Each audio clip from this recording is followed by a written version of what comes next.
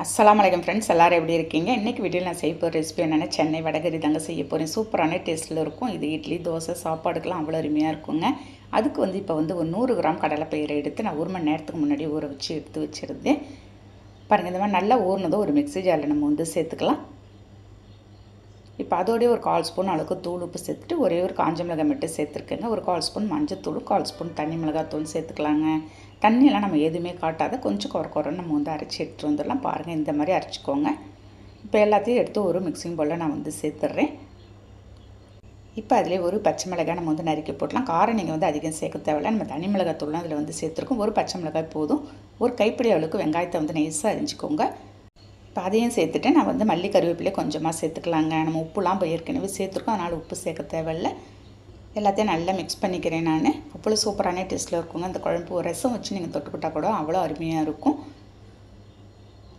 பாருங்கள், எண்ணெய் நல்லா ஹீட் பண்ணிவிட்டு கையால் எடுத்து அப்படியே கொஞ்சம் கொஞ்சமாக போட்டுற வேண்டியதான். நீங்கள் உதிரி உதிரியாக செஞ்சு கூட அப்படியே போட்டுக்கலாம். இல்லாட்டி கொஞ்சம் கொஞ்சமாக எடுத்து இந்த மாதிரி கூட நீங்கள் சேர்த்துக்கலாங்க. இந்த வடகரி ஒரு சாஃப்டான இட்லிக்கு ஒரு தோசைக்கெல்லாம் அருமையாக இருக்குங்க. பாருங்கள், நல்லா பொன்னிறமாக நம்ம பொரித்து எடுத்துடலாம்.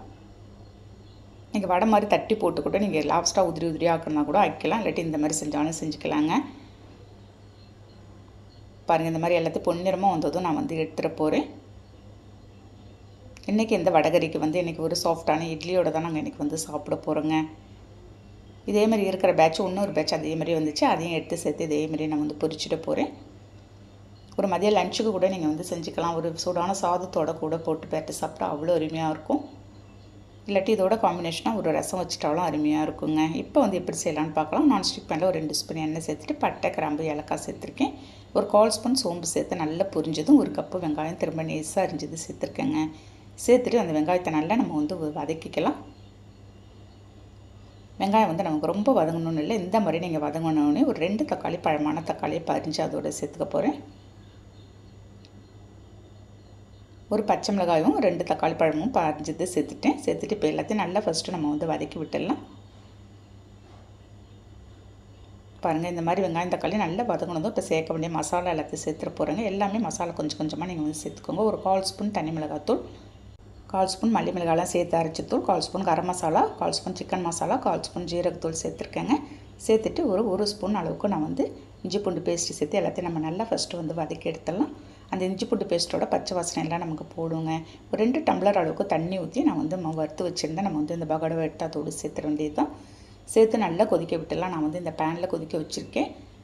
நீங்கள் ஒரு குக்கரில் போட்டு கூட நல்லா வேக வச்சுக்கலாங்க. ஒரு மீடியம் ஃப்ளேமில் வச்சு ஒரு 10 நிமிஷத்தில் நீங்கள் வேக வச்சுட்டா சூப்பரான நமக்கு வடகரி ரெடி ஆகிடும். ஃபைனலாக மல்லி புதினா கொஞ்சமாக நான் சேர்த்துருக்கேன். பாருங்கள், மூடி வச்சு ஒரு 10 நிமிஷம் கழித்து நம்ம பார்க்கலாம். நல்ல ஒரு சூப்பரான டேஸ்ட்டில் அந்த வடகரி எல்லாம் உதிரி உதிரியாகி நமக்கு சூப்பராக வந்திருக்குங்க. இது சாஃப்டான இட்லிக்கு நீங்கள் ரெடி பண்ணி பாருங்கள். இல்லாட்டி தோசைக்கு ரெடி பண்ணி பாருங்கள். அருமையான டேஸ்ட்டில் இருக்கும். இல்லாட்டி மதியம் லஞ்ச் டைமில் கூட நீங்கள் ஒரு ரசம் வச்சு இது ஒரு தொட்டு கொடுத்து கூட நீங்கள் செஞ்சுக்கலாங்க. அவ்வளோதாங்க, ஒரு சூப்பரான டேஸ்ட்டில் நான் ரெடி பண்ணிவிட்டேன். கண்டிப்பாக நீங்கள் இதேமாதிரி நான் சொன்ன மத்தெல்லாம் ட்ரை பண்ணி பாருங்கள். டேஸ்ட்டும் நல்லா நமக்கு அருமையாக இருக்குங்க.